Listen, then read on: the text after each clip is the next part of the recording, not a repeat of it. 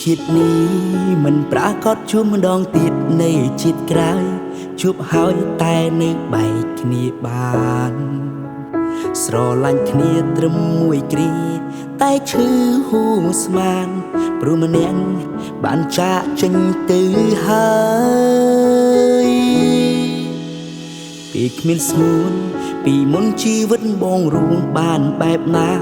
ស្នេហាធ្វើឲ្យមនុស្សចេះផ្លាស់ប្ដូរគ្រប់យ៉ាងធ្លាប់មានពីរនាក់តែពេលនេះប្រែប្រួលជីវិតស្គាល់តែភាពឯកា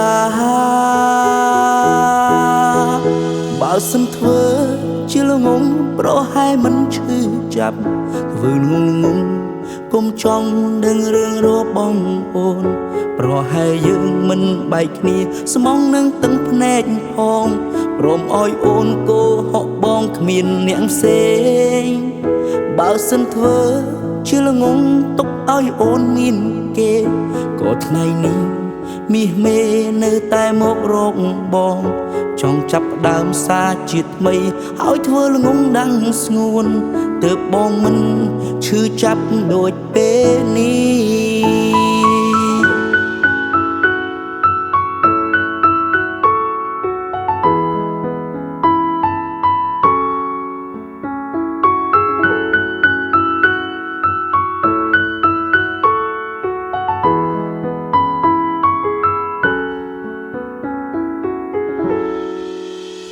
ជួបជាតិនេះមិនប្រកាសជួបម្ដងទៀតនៃជាតិក្រោយជួបហើយតែនៅបែកគ្នាបានស្រឡាញ់គ្នាត្រឹមមួយគ្រាតែឈឺហួងស្មានព្រោះម្នាក់បានចាកចេញទៅហើយពីគ្មានស្ងួនពីមុនជីវិតបងរួងបានបែបណាស្នេហាធ្វើឲ្យមនុស្សចេះផ្លាស់ប្ដូរគ្រប់យ៉ាងធ្លាប់មានពីរនាក់តែពេលនេះប្រែប្រួលជីវិតស្គាល់តែភាពឯកាបើសិនធ្វើជាល្ងងប្រហែលមិនឈឺចាប់ធ្វើល្ងងគុំចង់ដឹងរឿងរបងអូនប្រហែលយើងមិនបែកគ្នាស្មងនឹងទឹកភ្នែកផងព្រមឲ្យអូនគោហកបងគ្មានអ្នកផ្សេងបើសិនធ្វើជាល្ងងទុកឲ្យអូនមានគេក៏ថ្ងៃនេះមាសមេនៅតែមករកបង